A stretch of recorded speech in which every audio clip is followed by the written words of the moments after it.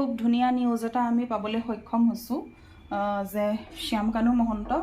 তেওঁ আৰু এই বেপাৰীগিৰিটো আমাৰ অসমত নচলিব আৰু নচলা কাৰণটো হৈছে যে হিমন্ত বিশ্ব শৰ্মা ছাৰে তেওঁক মানে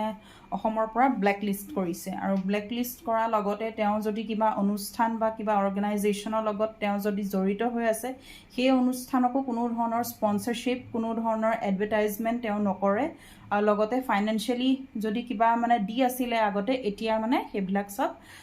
কেঞ্চেল হৈ গৈছে আৰু তেওঁ কোনো ধৰণৰ ফাইনেন্সিয়েল ছাপোৰ্ট অসম চৰকাৰে তাৰমানে আসাম ষ্টেটে আৰু নকৰে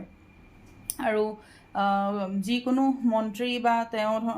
মানে মন্ত্ৰী বা কিবা যদি ডাঙৰ ডাঙৰ অনুষ্ঠানৰ পৰাও যদি তেওঁক যদি কিবা অৰিহণা পাই আছিলে সেইবিলাকো আজিৰ পৰা তেওঁ একো নাপায় কাৰণ তেওঁ জুবিনদাৰ লগত যিটো কাম কৰিলে ইয়াৰ পৰা ছিংগাপুৰলৈ নি পেলাই তেওঁ যেনেকুৱা ধৰণৰ কেয়াৰত তেওঁক ৰাখিব লাগিছিল সেই কেয়াৰটো তেওঁ নাপালে আৰু সেইবাবে অসম চৰকাৰে যোনটো পদক্ষেপ লৈছে সেইটো বহুত ভাল পদক্ষেপ লৈছে আৰু এনেকেই মানে জুবিনদাৰ এনেকেই জাষ্টিছ পাব বুলি আমি ভাবিছোঁ আৰু যোনটো এতিয়া পদক্ষেপ লৈছে সেইটো বহুত ভাল কৰিছে বুলিও ভাবিছোঁ কাৰণ তেওঁ যদি আমাৰ অসমৰ পৰা অসম চৰকাৰৰ পৰা যদি কিবা যদি পাই থাকে তেনেহ'লে তেওঁ এনেকুৱা বেপাৰীগিৰি আগলৈকো কৰি থাকিব আৰু আগলৈও এনেকুৱা